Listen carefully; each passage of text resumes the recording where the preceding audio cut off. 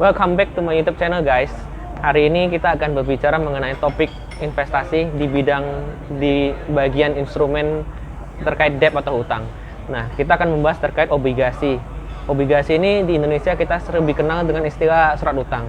Jadi, obligasi ini kita bedakan dua berdasarkan penerbitnya. Yang pertama itu obligasi yang diterbitkan oleh pemerintah. Nah, ini biasanya kita anggap sebagai obligasi yang cenderung lebih aman. Kenapa? Karena kita menilai pemerintah itu resiko defaultnya itu nol. Jadi, kita merasa lebih aman untuk menaruh investasi kita di surat utang yang diterbitkan oleh pemerintah. Yang kedua adalah surat utang yang diterbitkan oleh korporasi. Di sini kita akan berinvestasi pada surat utang yang diterbitkan oleh perusahaan. Di sini ada resiko yang ke-expose kepada kita sebagai investor. Karena ada potensi terjadinya default atau gagal bayar ketika jatuh tempo obligasi ini oleh si penerbit korporasi tersebut. Nah, di Indonesia biasanya kita menggunakan lembaga rating Pevindo untuk menentukan resiko dari si penerbit obligasi korporasi ini.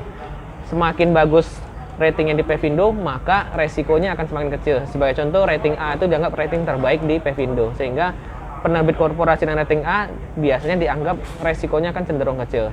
Nah, hubungan resiko ini berbanding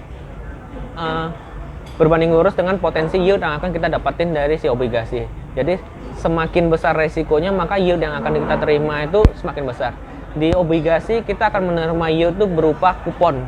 Kupon ini biasanya akan dibagikan dalam bentuk setiap semesteran atau setiap tahun tergantung dari kesepakatan penerbit obligasi.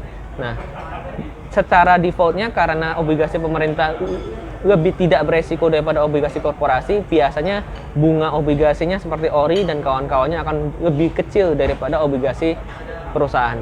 Obligasi perusahaan sendiri yang ratingnya semakin jelek, misalnya rating C katakanlah, bunga yang ditawarkan itu akan cenderung lebih besar untuk menggait minat atau interest daripada kita sebagai investor, karena kita akan rela untuk berinvestasi di resiko yang lebih tinggi dengan mengharapkan imbal hasil atau return yang lebih besar. Nah, mungkin itu sekilas terkait materi kita obligasi ini. Semoga bermanfaat. Jangan lupa like, share, komen, dan subscribe. Terima kasih.